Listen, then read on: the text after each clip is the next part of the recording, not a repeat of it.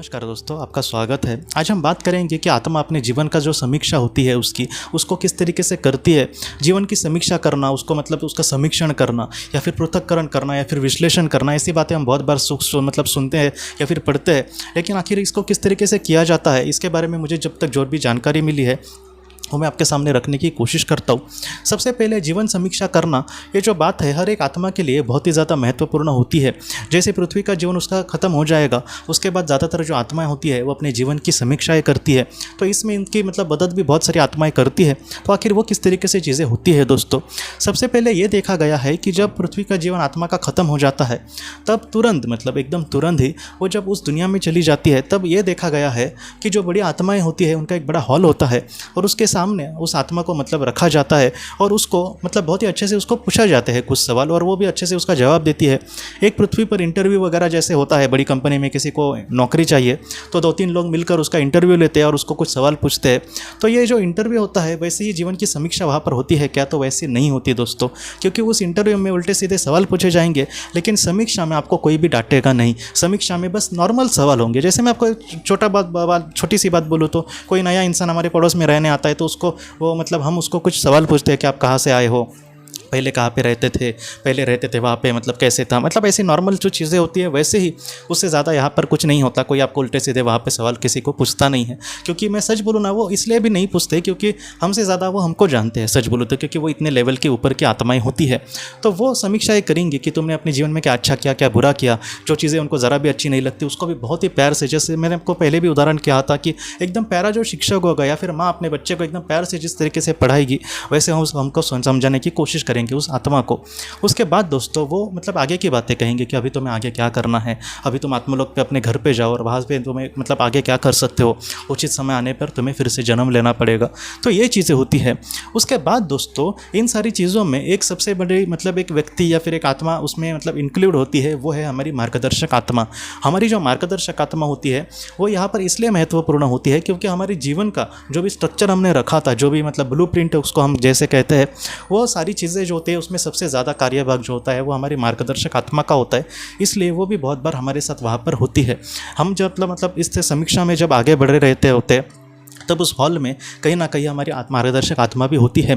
बहुत बार ऐसे जो आत्माएं होती है बड़ी बड़ी, वो हमें सवाल ना पूछकर हमारी मार्गदर्शक आत्मा को पूछते हैं कि इसके जीवन में इसमें कहाँ पे कमज़ोर पड़ा, इसके जीवन में ऐसी कौन सी चीज़ है जो तुम्हें अच्छी लगी, इसके जीवन में तुम इसके किस तरीके से महत्वपूर्ण मतलब बने। तो ये सारी जो चीज़ें हैं वो बहुत ज़्यादा महत्वपूर्ण होती है दोस्तों। आप जर्नी ऑफ सोल और डेस्टिनी ऑफ सोल ये किताब पढ़ेंगे तो आपको थोड़ी सी इससे जानकारी मिल जाएगी।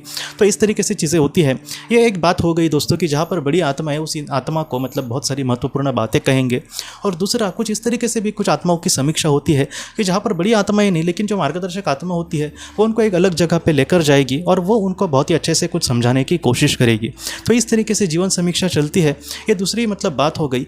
और तीसरा कुछ इस तरीके से चीज़ें होती है कि जैसे एकदम ऊंचे लेवल की आत्मा अगर हो तो वो मतलब डायरेक्टली वो उसकी मार्गदर्शक आत्मा के साथ ही जाएगी। ऐसे नहीं, वो अपने लोक में बहुत ही शांति से अकेले जा सकते हैं क्योंकि उसको किसी की वैसे ज़रूरत नहीं लगती।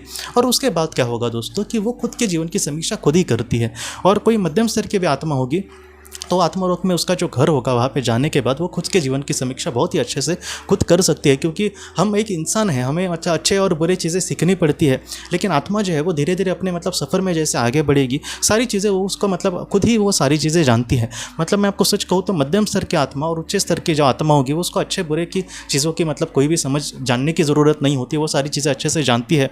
लेकिन जो बड़ी आत्माएँ होती है एकदम बड़ी ऐसे मास्टर लेवल की, उनका ज्ञान जो है वो उस आत्मा से बहुत ज़्यादा बड़ा होता है, इसलिए वो उनकी बातों को मतलब नज़रअंदाज नहीं करती, वो उनको भी बहुत ही ज़्यादा महत्व देगी।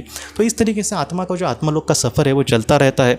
जीवन में हम जो भी अच्छा करेंगे, जो भी बुरा करेंगे, इसका खामियाजा हो या फिर उसका फल भी अच्छा हमें ज़रूर उस दुनिया में मतलब ज़रूर मिलता है दोस्तों। हो सकता है कि थोड़े असर अलग तरीके से मिले, इसलिए जितना हो सके अच्छे कर्म करते समय, थोड़ा सा बुरे कर्म करते समय हमें सोचना चाहिए, और अच्छा कर्म करते समय भी हमें मतलब एक मन के में सुकून चाहिए कि कहीं ना कहीं इसका अच्छा फल मुझे भगवान ज़रूर देंगे। लेकिन निस्वार्थ भावना से हमें करना है। कुछ हम चाहे और कुछ अच्छा करे, करोड़ों भी रुपया कोई दान करे और कोई मतलब मन में आशा रखे तो उसको वैल्यू वहाँ पर आत्मा नहीं देती। इसलिए जितना हो सके निस्वार्थ भावना से करे। और ऐसी जो चीज़ें आत्मा के लोक में हमें मतलब बहुत ज़्यादा मतलब बड़ा बख्शिश देती है, बड़ा तोहफा देती है।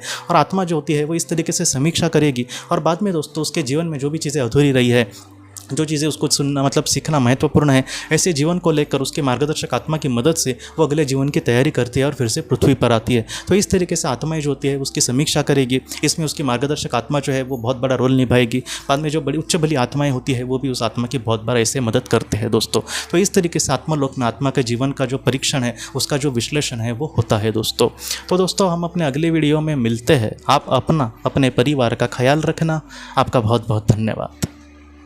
अगर आपको पास्ट लाइफ रिग्रेशन या फिर हमारे अपनों के लिए ऑटोमेटिक राइटिंग करनी है तो आप इस व्हाट्सएप नंबर पर मैसेज कर सकते हैं।